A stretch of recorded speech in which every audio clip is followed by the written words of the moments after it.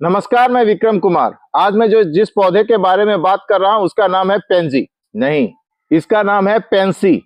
Pence, जी हाँ, pansy pansy बोल दिया जाता है, लेकिन इसका सही उच्चारण है पेंसी। इसे तितलियों का भी पौधा बोलते हैं और इसे मंकी फेस प्लांट भी बोलते हैं, क्योंकि इसके फूलों में मंकी के चेहरे का जैसा छाया होती है। और ये प्लांट आपका जहां जाड़ा है, जहां ठंड रहती है, वहां सालों भर चलता है, 12मासी पौधा है। लेकिन जहां गर्मी है वहां यह सीजनल प्लांट हो जाता है। जैसे कि अब हमारे साथ ये होली तो खेल लेगा, मतलब जनवरी, फरवरी, मार्च, ये 3 महीना तो ये बहुत अच्छे से खिलेगा। अप्रैल में ये चला जाएगा। ये बीजों से लगता है, बीज आते हैं।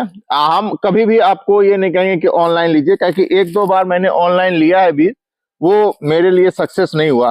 तो इसलिए आप जो आपका नर्सरी है या जहां से आप खाद बीज लेते हैं, वहां से आप बीज लेके इसको लगा सकते हैं। इसका लगाने का समय है सितंबर।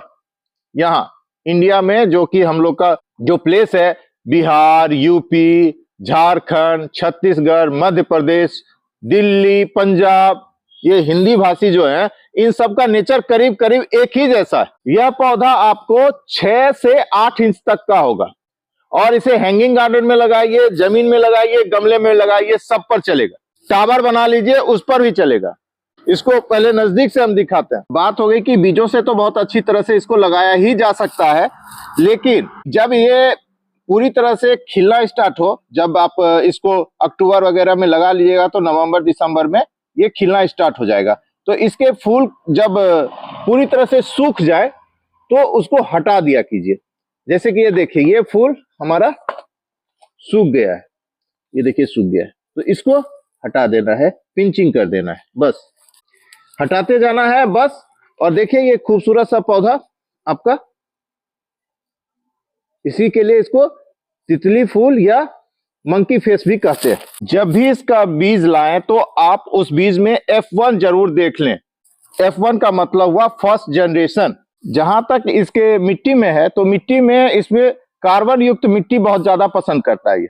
और कार्बन युक्त मिट्टी बनाने के लिए आप प्राकृतिक जो हमारा होता है विदाउट केमिकल, उसका यूज कर सकते हैं। उसके लिए आपको गोबर खाद का यूज कर सकते हैं, जिसमें कि मिट्टी जो है ये जमीन में लगा हुआ है तो मिट्टी में है, लेकिन गमले में आप जब लगाइएगा, क्योंकि हमारे पास गमले बहुत थे, लेकिन मैंने इतने पौधे लगा दिए कि गमले में जगह नहीं रहा, तो इसको मिट्टी में ही लगा दिए और जमीन में ही लगा दिए। और जमीन में लगाने के चलते इसमें बहुत ज्यादा मेंटेनेंस की जरूरत नहीं पड़ी, क्योंकि मिट्टी में हमारा गोबर मिक्स है।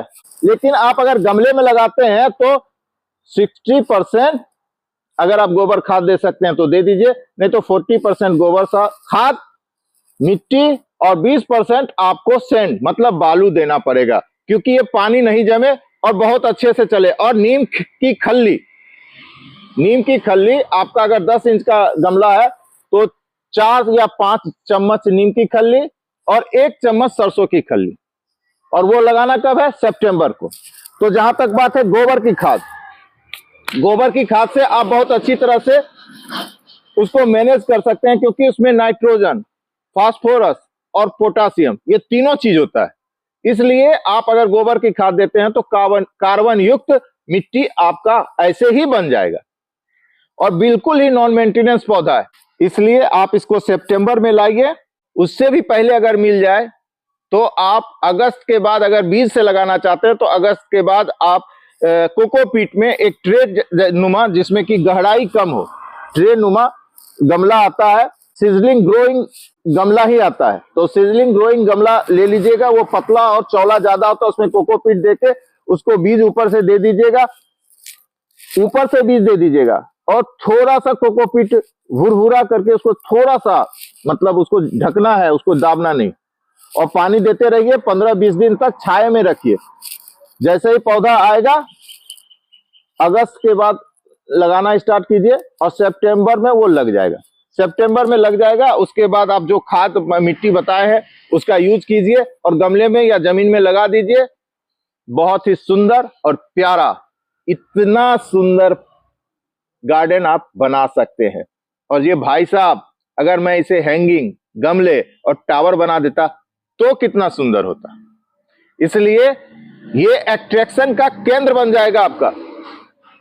जो भी आते हैं एक बार इसको जरूर देखते हैं, मेरे घर को नहीं देखते हैं, इसको देखते हैं। इसलिए इस पौधे को आप लगाइए। धन्यवाद।